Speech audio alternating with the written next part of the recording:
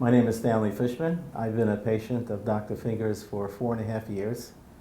When I was first diagnosed with diffuse iris melanoma, it was a rather frightening and daunting experience.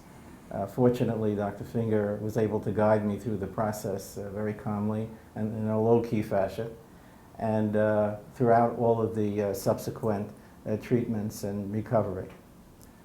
During that time, it became very important to have very supportive care at home, and that's why I turned the floor over to my wife, Florence. Hi, I'm Florence Fishman, and as Stanley mentioned, it is somewhat stunning to hear the diagnosis of the melanoma in his eye, but we had the fortune of having Dr. Finger guide us and treat Stanley through the process.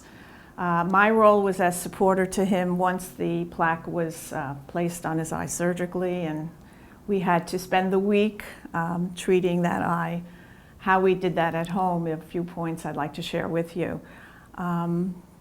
He is a patient, he has had surgery, he will probably be tired, needs some rest, and so you want to provide an environment at home that is quiet and allowing him for the rest that he needs. It's somewhat daunting to think of a week with the plaque on the eye, but we tried to come up with some ideas to make the week more pleasant for him. One of the things I did was to make it a week for adventure in the food department and to come up with meals that were interesting, exciting, and fun for him, perhaps by inviting from restaurants, places he might like to enjoy the meals. That would fill some part of the day. When not eating, we tried to fill the time with other meaningful ways for him. One was, of course, books on tape that we were able to borrow from the library, a whole variety of interesting topics. Now you could, of course, download on Kindle and other media opportunities. Music was another source of entertainment and restfulness for him. There's opportunities in Pandora, Spotify, and iHeartRadio, lectures, TED Talks, and other ways that you can fill some of that time since the use of the eye will be somewhat limited. We did have to keep separated from each other. There was a 6-foot distance, which is strange. We had to sleep in separate rooms as well.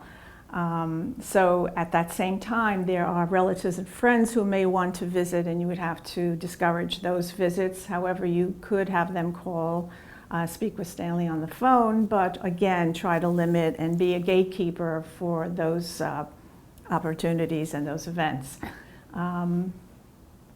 Was there anything else? Yes, yeah. I'd just like to add that one of the things to keep in mind is that there can be small irritants that can be a little scary, but once you find out that it might be nothing more than an eyelash or a piece of the suture, which can easily be taken care of, then those issues die down, and then you're really spending your time recuperating.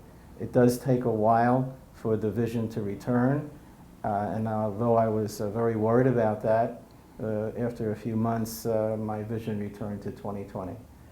I also just like to add that in my experience with Florence, the one factor that I think is most important is that she served as an anticipator, which is something she's very good at. She's able to think about all the things that I might need and before I would able to articulate them, and it made the process go much more smoothly and comfortably.